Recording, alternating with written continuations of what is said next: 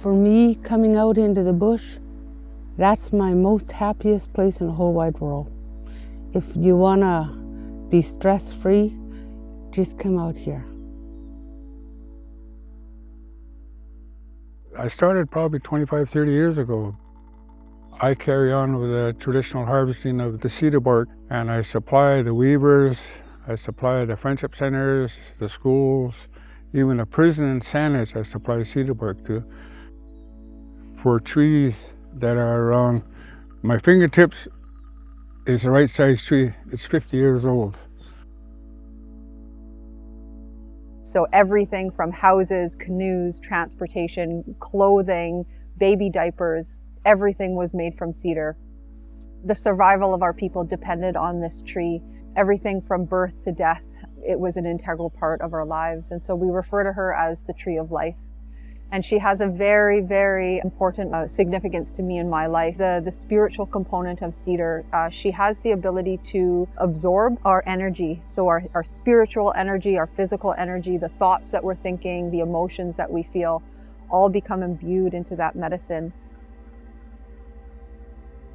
I had come clean over 24 years ago, and I think that's when I first started realizing how important cedar was to our culture. It has become very important in my life. They say feed your body and soul and mind. The boughs of the cedar, for cedar brushing, the boughs would take off anything that our bodies are not needing and that we're ready to let go of. The negative energy from you, as you call upon the ancestors, when you're brushing a person and you talk in our language and you ask the Creator and our ancestors to watch over that person, make sure that everything will become good for that person, take all the negative energy away that's in that person. The cedars are dying, and I notice every year, every summer, the boughs get a little bit more brown. You can't cedar brush with dead cedar boughs, and you can't weave with bark that from a dead cedar tree. It's the foundation and a cornerstone of our culture. And so when I see these cedar trees dying, because they thrive in a rainforest and our climate is rapidly changing into something different, it's like we're witnessing the beginning of the end of our culture. There's an incredible deep grief that's hard to put words to. Oftentimes people see trees as a resource. We as Indigenous people, we don't see the trees. The cedars are not a resource. These are our relatives, and we are the land and the land is us, and our wellness is 100% connected to the wellness of the land. And when the land is suffering and the land is dying, our spirits feel that. Dad had a different way. He didn't believe in the church, for one. I guess he was trying to tell me that the future was going to be bleak. And then that even included the cedar for him, because towards the end he was having a really hard time finding cedar to use to build dugouts. By the time he would finish with the cedar dugouts, it was just so light to row around, and it was just because my brother and his friends used to be able to have some boats, canoe races out here in the front with the dugouts, and it was just Dad's dugout would always win, so that was meant.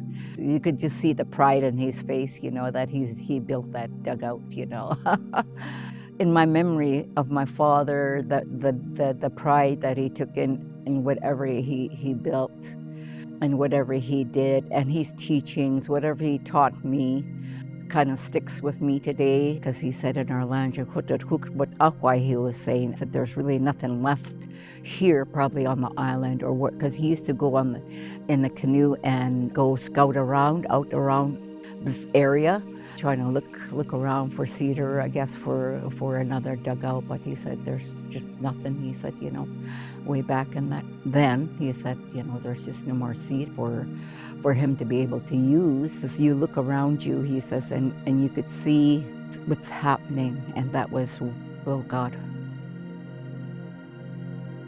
This 5 or 6 day stretch of hot weather, the cedar will start to dry on the tree. So when we get close to pulling the bark, we'll show you the moisture, And then pretty soon the sun will dry it up, and then I can't peel. So I'm worried about this climate change.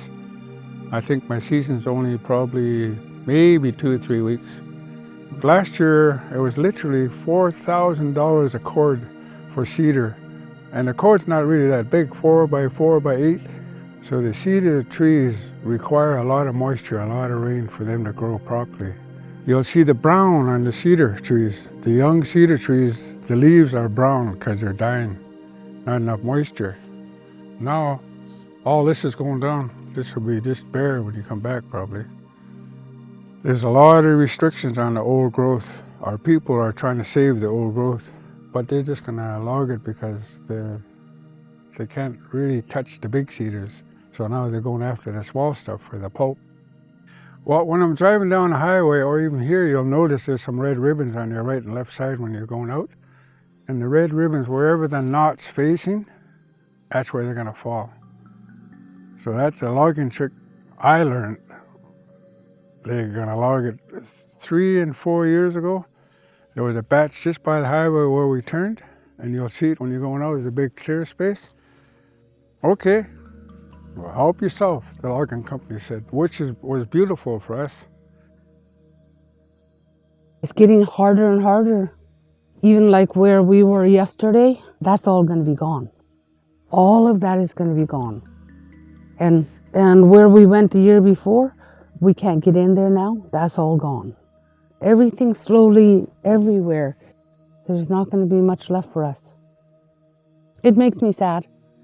Even though you have the little ones coming up and you're bringing them out and you show them everything, by the time they hit an age and they're going to go out, there's nothing going to be out there for them. We have to have respect for these trees.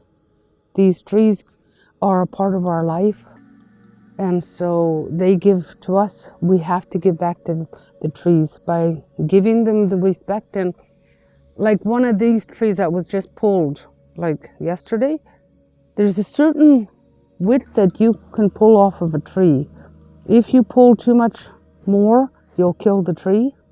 Like right now, where this one's at right now, you'll see in a moment, that's as much as you want to take off the tree. And then it's going to heal itself. And then everyone anywhere won't ever touch this tree again. All weavers are respectful of these trees. And so we support youth to resist the spirit of suicide through the land and their culture. And so one of the things we do is we introduce them to the medicine of cedar through cedar brushing ceremonies, and then we also teach them how to weave a wellness basket.